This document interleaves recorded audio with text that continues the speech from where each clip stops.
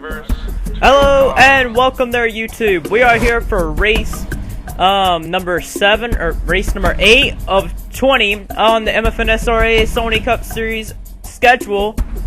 And before we get anything started, it is my birthday here today. Whoa, yeah, buddy. I'm super happy. And yeah, let's get this show on the road here at Baerfield to start. I love Baerfield. I love these kind of races Baerfield provides. You know, and Jeffrey Finn guy will have the pole with Stephen Paul III lining right up in second place in line. Right in behind him, Jake Baskinger will line up in third place there. Greg Brown, who kind of lost some points that he could have gained on Nick Mace out of Chicagoland for being involved in an incident, especially with the guy on the inside line, Jake Baskinger. Yeah, and there's Eugene Max right there, fifth in line, right on the board there. He's back for the full time of this race. He had to get out of the ride for like the injuries and everything that he had. So the Max will line up in 5th place, but Finn guy, who's had terrible luck so far this season, has now finally moved himself inside the top 20 in points, looking to try and change his luck around, starting on the pole. For more on your starting lineup, let's get down to the starting grid.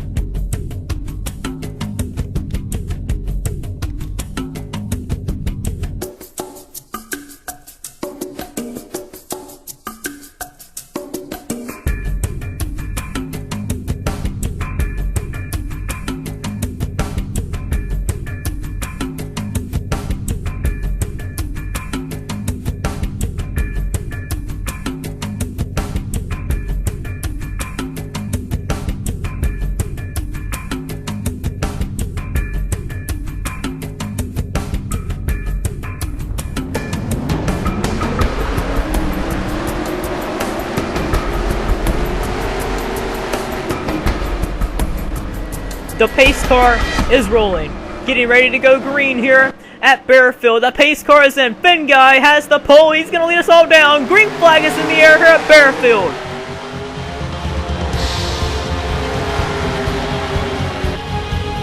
But boy, these restarts are really big here as we're looking in the back, because usually by the time, whoa, Richard Johnson way low. There's a wreck, and there's the point leader. He's involved in it. Second place in points, Hayden Klein's gotten by it. Hayden Klein's going to get valuable points there for him. There's Nick Mace. He has to drive at the very, very bottom of the grandstands to miss all the fans. He's now back on the racetrack there. He's going to lose a lot of valuable points. Finn guy has the lead with Bassinger. There's, boy, a lot of cars are all stacked up here. With Hart there, there's Luke Martin there. Boy, they're all stacked up. Whoa, Vito Corlong, Derek Reed getting together there. Some guys just really close. There's last week's winner, Dom Capps. Richard Johnson made a dive ball pass into turn number 3, and it didn't work. The season 1 and 5 champion made one of the most retarded moves. I don't even know if that's a word, but one of the worst moves I've ever seen. Going 4 wide at Baerfield, that's not gonna work. Richard Johnson right now 25th on the board, 24th for Nick Mace. He's gonna lose a lot of valuable points to that move. And right here is Jeffrey Finn guy with a little bit of a gap to Baskinger. Stephen Paul III. There's Eugene Max. He actually needs this one after having to sit out at Chicagoland. Greg Brown's right there in 5th. He really does need this one as well. There's Nicholas Guerrero, moved his way up inside the top 10 after the run in Chicagoland. Michael White also needs this one side by side for the 9th position there with Alan Smith. Whoa, Alan Smith gets turned. Alan Smith got turned. Where is he at? Where is he at? Where is the 11 car at?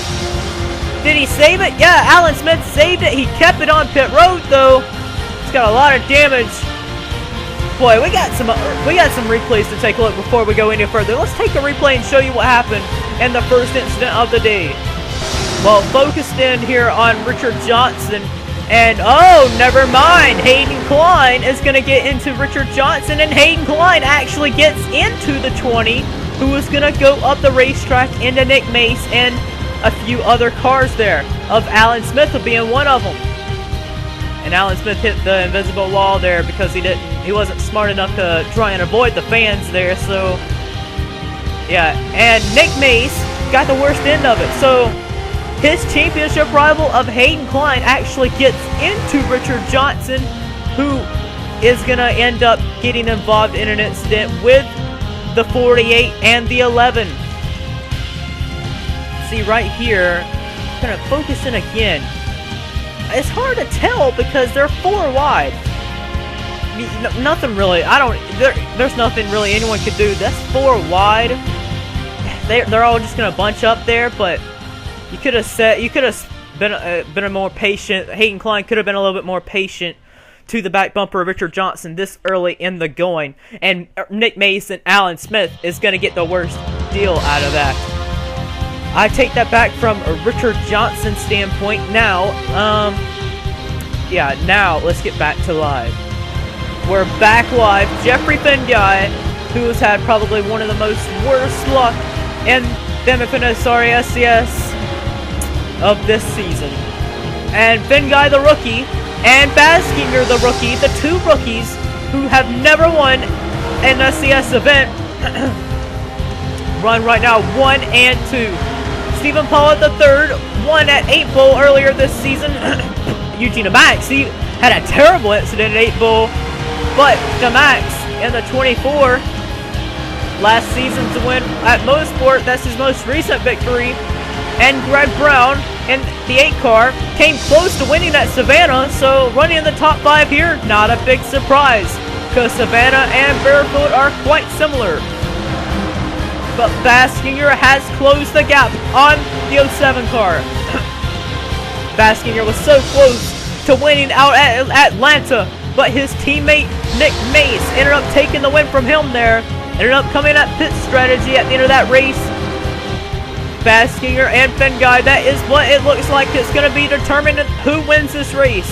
It's a 2-car battle up front, but the 07 looks evenly as strong as the 25 here.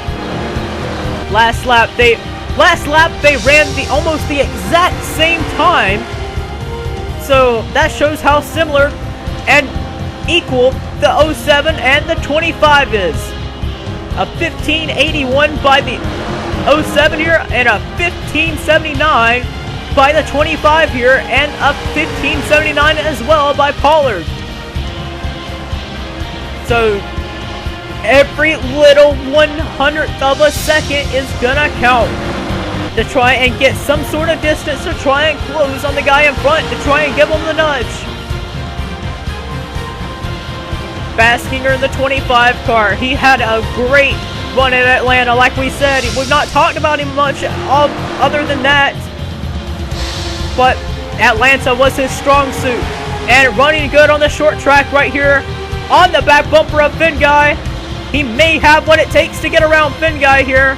Not really seen Finguy run up front all this entire season, but with Nick Mace up in front, he may play team orders to try and help out the 25 here.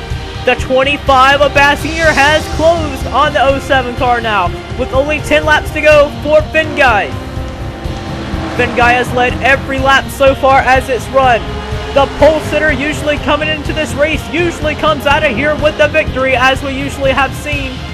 But Baskinger is trying to prove that wrong. On the back bumper now, you got a Hendrick car in front and a Hendrick car in behind. What are you gonna do in the Finguy situation here?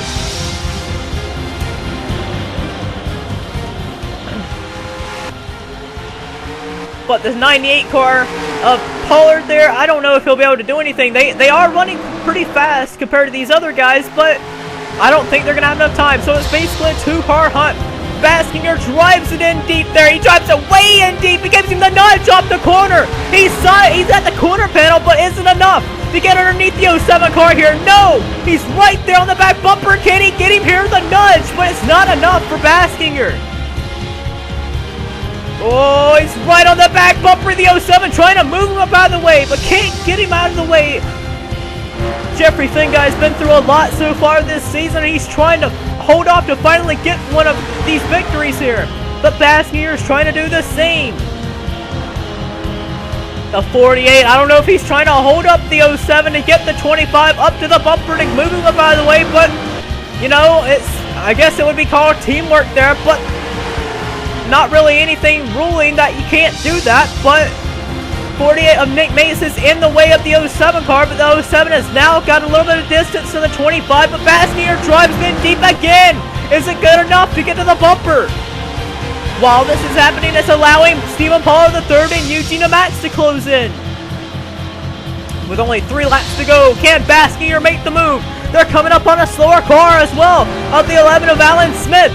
So this may play a role in the 98 and the 24's favor as they are reeling the gap in now.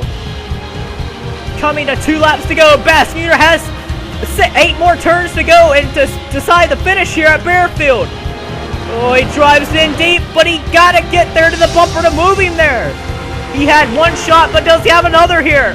Coming to the final lap here, he gets to the bumper again. Is it enough? Push him in there off the corner. White flag is in the air. The 11's in the way of the 48. This may play dividends for Baskinger. Down the back straightaway for the final time. Can Baskinger make the run at Jeffrey Finguy? No, he can't. It's gonna be Jeffrey Finguy who wins out at Bearfield. Jeffrey Finguy, what a driver to hold off Jake Baskinger. Jeffrey Finguy did all he had to do. He blocked and blocked and blocked and stood his ground on the final few laps, and is going to hold off the 25 car there of Jake Baskinger. Jake Baskinger, the runner-up for one of these victories yet again, but showing off a very talented driver skills right there by Baskinger. He took shots right there at Jeffrey, but it wasn't enough to get the victory. Congratulations to Jeffrey Finguy, but you also gotta give kudos to the 25 driver of Jake Baskinger, giving it his heart out to try and win one of these tracks right here of Bearfield. But Finguy finally pulls through and will get him a victory and try and turn his season around. Congratulations to Jeffrey Finguy. Let's go to your finishing results.